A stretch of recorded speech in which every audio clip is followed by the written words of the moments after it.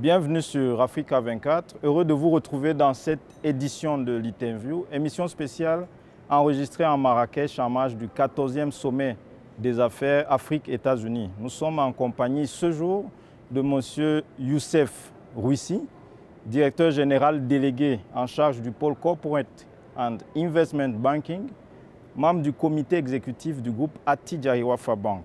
Nous allons aborder les perspectives du groupe et son implication dans les défis de développement du continent. Monsieur Youssef Rouissi, bienvenue sur Africa 24. Merci beaucoup pour votre invitation. Merci. L'honneur est le nôtre. Attijari Wafa Bank a mis en place depuis plusieurs années le club Afrique Développement. Pouvez-vous revenir sur l'intérêt de sa création et votre évaluation de cette initiative à ce jour? Oui, bien sûr. L'initiative Afrique Développement a été créée effectivement depuis plus d'une dizaine d'années, fort du constat que nous sommes aujourd'hui un groupe panafricain, présent dans 26 pays, présent largement dans le continent africain, en Afrique de l'Ouest, en Afrique centrale et en Afrique du Nord. Et avec ce constat qu'en Afrique, nous avons besoin de renforcer l'intégration commerciale intra-africaine. Nous avons besoin d'avoir un renforcement de la connaissance mutuelle des opportunités d'investissement et d'échanges commerciaux entre nos opérateurs économiques dans nos différents pays de présence.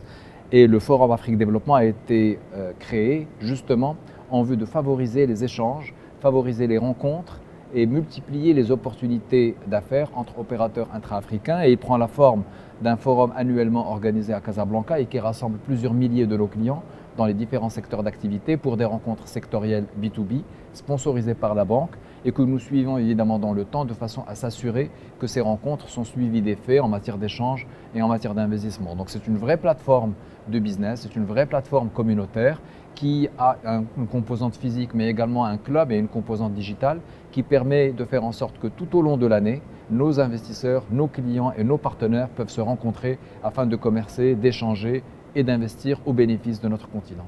Le 19 juillet, justement toujours dans le cadre du Club Afrique Développement, lors d'une session de l'Africa Dev, le directeur général de Attijari Wafa pour l'Afrique de l'Ouest, Daouda Koulibaly, a indiqué que votre banque accorde des accompagnements financiers et non financiers aux entreprises qui souhaitent se développer sur le continent.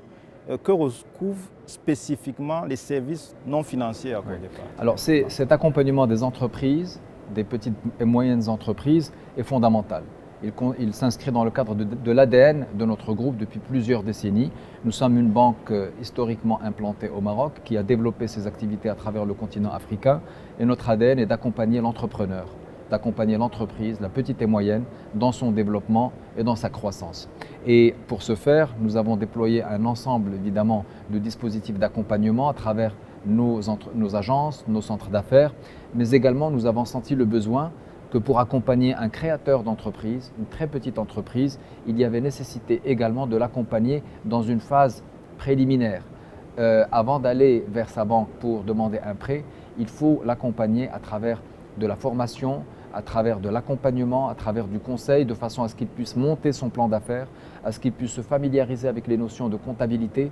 Et c'est très important pour les jeunes créateurs d'entreprises que de les accueillir dans ces centres. Ce sont des centres dédiés à l'entrepreneuriat qui s'appellent Dar Al-Muqawil au Maroc, que nous avons déployé en Tunisie, que nous sommes en train de développer progressivement dans nos différents pays de présence, de façon à ce qu'au plus près de l'entrepreneur, nous puissions lui apporter des services non financiers justement, de conseil et de formation qui vont renforcer son éligibilité au prêt. Donc vous voyez que nous sommes dans un accompagnement vraiment complet de bout en bout de l'entrepreneur, depuis l'idée, depuis sa formation au concept de création d'entreprise et de gestion, au stade de financement ultérieur. Et donc c'est dans une démarche d'accompagnement global que ces services non financiers ont été développés par notre groupe. Est-ce que ces formations que vous accordez aux porteurs de projets, c'est des formations délivrées à titre gracieux ou bien Oui, tout à fait. J'ai omis de le préciser. Ce sont effectivement des formations à titre gracieux.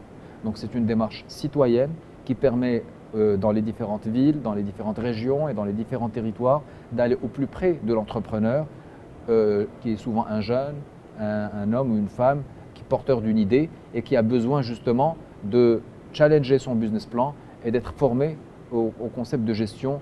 Et donc c'est une formation à titre gracieux par des conseillers spécialisés dans l'entrepreneuriat et nous accueillons des dizaines de milliers de jeunes entrepreneurs dans ces différents centres qui, effectivement, suscitent un grand engouement sur le terrain. On va passer à un niveau macro. Santé, énergie, technologie de l'information et de la communication, agriculture. L'Afrique fait face à ces différents domaines, à un déficit d'infrastructures. Est-ce qu'on peut avoir une idée de ce que ces différents domaines représentent dans le portefeuille de financement d'Attijari Wafa Bank? Autrement, quel secteur financez-vous le plus? Alors aujourd'hui, nous sommes une banque universelle, nous sommes une banque globale. Notre mission est d'accompagner l'ensemble des segments de clientèle, depuis l'entrepreneur, la très petite entreprise, aux grands corporates et aux grands projets d'infrastructure. Donc notre ambition, c'est d'être vraiment en accompagnement du développement socio-économique du continent pour satisfaire les besoins de l'ensemble des segments de clientèle. Ce que nous voyons évidemment, c'est qu'il y a un gap en matière d'infrastructure, que le continent a besoin de mobiliser le capital de façon à adresser les besoins en matière de développement de ces infrastructures en matière d'énergie, en matière de connectivité portuaire, aéroportuaire. Et donc il y a un véritable enjeu et nous sommes très impliqués dans le financement des projets, que ce soit au Maroc, dans le Maghreb ou en Afrique subsaharienne. À titre d'illustration, l'énergie représente, et l'énergie renouvelable en particulier, représente le quart de notre portefeuille de financement en Project Finance. Et c'est un portefeuille global, multi-pays, et nous avons la chance d'accompagner plus de 2000 mégawatts de projets d'énergie renouvelable au Maroc et dans nos pays de présence, selon des schémas de Project Finance. Donc voilà un axe extrêmement important sur lequel nous sommes mobilisés, mais à côté de l'infrastructure, dans ses différentes formes, nous sommes également extrêmement impliqués dans le financement de l'industrie.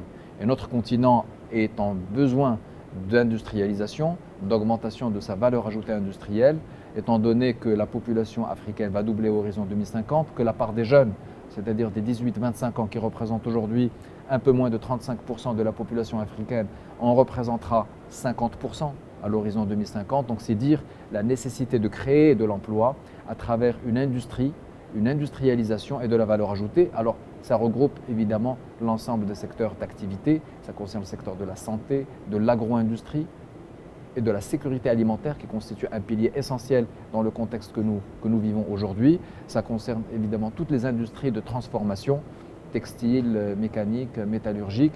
Et donc il y a d'énormes potentialités et d'énormes besoins que nous essayons d'accompagner en tant qu'institution bancaire de façon à participer également à l'industrialisation du continent, surtout qu'aujourd'hui, avec l'émergence de classes moyennes et le développement de l'urbanisation, les besoins aujourd'hui sont multiples. Ils s'expriment à la fois dans le tourisme, dans l'industrie et dans les services, et nous essayons d'accompagner nos pays dans ces différents secteurs. Vous avez évoqué tout à l'heure les financements que vous accordez aussi bien au Maghreb qu'en Afrique subsaharienne. Justement, vous êtes l'une des rares banques panafricaines aussi bien implantées en Afrique du Nord qu'en Afrique subsaharienne. Est-ce qu'il y a des particularités ou similitudes pour un groupe financier comme le vôtre que vous observez dans ces deux différentes régions? Il y a à la fois des différences et des similitudes. Je dirais que ces régions sont à des stades différents en termes de bancarisation. Lorsque vous regardez les taux de bancarisation dans le Maghreb et en Afrique subsaharienne, vous voyez effectivement qu'il y a des différences et que nous devons participer à accélérer le niveau de bancarisation en Afrique subsaharienne tout en consolidant le niveau de bancarisation en Afrique du Nord. Il y a des spécificités macroéconomiques entre des pays exposés au cours de l'énergie, producteurs de pétrole, et des pays plutôt nets importateurs. Et donc vous avez des configurations macroéconomiques qui sont différentes. Mais il y a aussi des points communs et des enjeux communs que nous devons adresser en tant qu'institution bancaire. L'un de ces enjeux, c'est évidemment le financement de l'investissement sous toutes ses formes, j'en ai parlé. C'est également la digitalisation qui est un dénominateur commun à tous nos pays de présence, et nous voyons aujourd'hui beaucoup d'initiatives et nous sommes extrêmement impliqués dans le développement de la digitalisation qui est un levier de bancarisation extrêmement important. Nous allons y revenir. De manière générale, on établit une forte corrélation entre la disponibilité et la durabilité du financement vis-à-vis de la relance économique. Quels sont les outils financiers adoptés à Attijari Wafa Bank qui ont un impact important dans l'économie réelle? Donc nous sommes impliqués dans le financement de l'économie sous ses différentes formes avec l'ensemble des produits de financement qui vont du financement du besoin en fonds de roulement au financement de l'investissement, au financement des grands programmes d'infrastructures dans le cadre de syndications internationales. Donc aujourd'hui, nous réitérons notre ambition d'être un accompagnateur global et à long terme de l'économie africaine. C'est pourquoi nous sommes engagés dans le développement de nos réseaux de distribution et de la digitalisation, qui est importante de façon à mobiliser le capital et l'épargne africaine pour servir les investissements de l'Afrique. Donc nous sommes une banque qui effectue de la transformation des dépôts en crédit.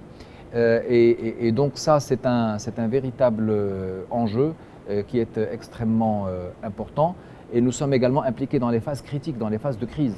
Lorsque nous traversons la crise du Covid ou la crise sanitaire, nous avons évidemment été extrêmement impliqués dans la mobilisation de prêts garantis auprès de l'ensemble de nos clients, de façon à leur permettre de traverser cette crise et de pouvoir, à travers un certain nombre d'aménagements, leur permettre de traverser et de rebondir aujourd'hui avec une perspective de relance économique. On est extrêmement proche de nos clients et nous essayons à chaque fois d'adapter les offres, d'adapter les produits aux besoins.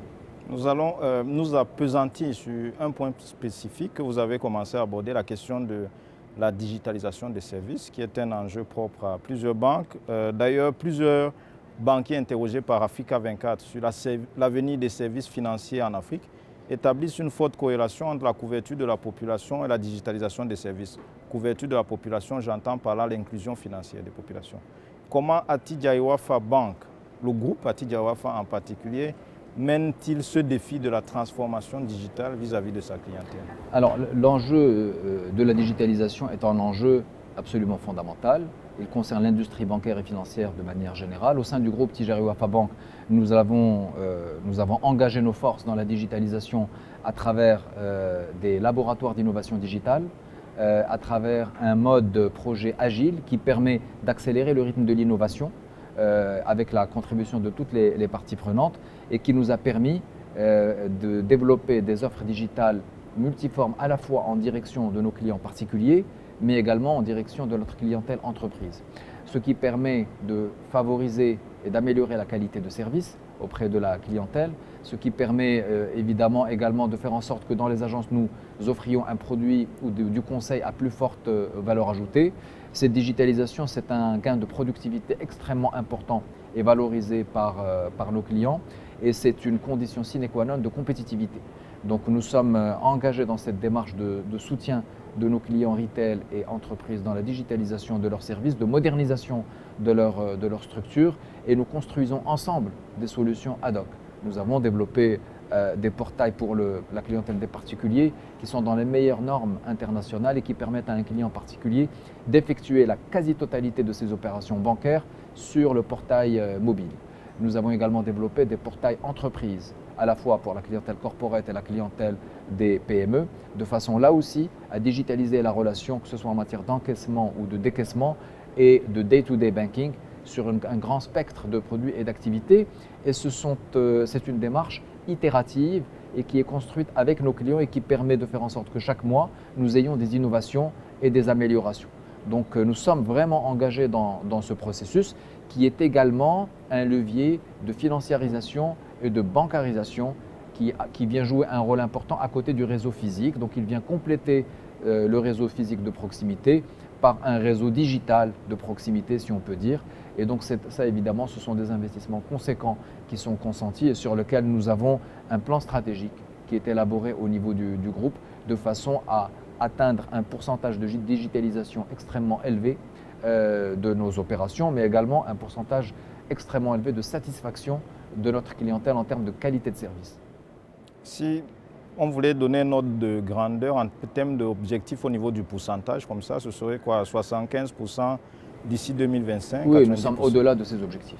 Nous sommes au-delà de ces objectifs parce que nous sommes vraiment convaincus que la digitalisation des opérations bancaires est un levier extrêmement important qui améliore la qualité de service, qui améliore le niveau de conseil et de valeur ajoutée que nous pouvons offrir à nos clients parce qu'il libère du temps commercial en agence. Et donc nous aurons des conseillers clientèle plus disponibles pour conseiller leur clientèle dans des opérations à plus forte valeur ajoutée. Et puis ça simplifie la vie pour nos clients et ça améliore leur productivité. Nous devons également jouer ce rôle de favoriser la modernisation du fonctionnement du marché financier dans notre continent.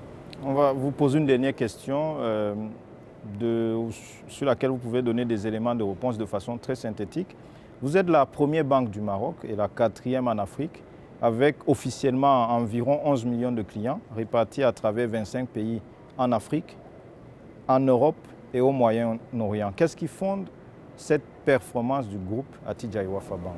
Je pense qu'au niveau du groupe Attijari Wafa Bank, nous avons pu en effet bâtir une vision depuis de longues années et qui est partie d'une conviction que notre continent a besoin d'un accompagnement financier et d'un développement socio-économique de long terme. Donc il y a une véritable vision et une conviction sur le potentiel du continent africain. Il y a une gouvernance extrêmement robuste qui est mise en place de façon à soutenir ce développement en organisant la croissance externe et le développement du groupe dans les différents pays de présence. Il y a un effort extrêmement important de mise en synergie du réseau et des pays de présence de façon à ce que chaque pays et chaque banque soit au centre de ses consoeurs et de façon que nous ayons une véritable synergie d'expertise et une synergie commerciale qui bénéficie à chacun de nos pays de présence. C'est également une démarche très soutenue en matière d'innovation et notamment de l'innovation digitale. Nous en avons parlé, mais c'est également, je dirais, la mutualisation des expertises et de faire en sorte que là où on a de l'expertise, elle puisse vraiment bénéficier au groupe dans les meilleures conditions. C'est le cas des financements de projets dont nous avons parlé, c'est le cas des marchés de capitaux qui sont également un élément extrêmement important de développement de nos pays à travers le développement des marchés financiers, le développement du marché de la dette, le développement du marché action. Ce sont des leviers sur lesquels nous travaillons également extrêmement fort. Et puis, je dirais que le critère essentiel aussi de développement, c'est la qualité de nos femmes et de nos hommes et une véritable conviction chevillée au corps d'être auprès de nos clients et dans le soutien du développement socio-économique de notre continent. Merci Monsieur Youssef Rouissi d'avoir accepté de répondre aux questions d'Africa 24. Nous rappelons que vous êtes directeur général délégué en charge du pôle Corporate and Investment Banking, membre du comité exécutif Merci du groupe infiniment pour votre Attijari invitation. Wafa Bank. Merci beaucoup. Merci aussi à vous, chers téléspectateurs, de nous avoir suivis dans cette édition spéciale de l'interview sur Africa 24, tournée à Marrakech, en marge du 14e sommet des affaires Afrique-États-Unis. Bonne suite des programmes sur Africa 24.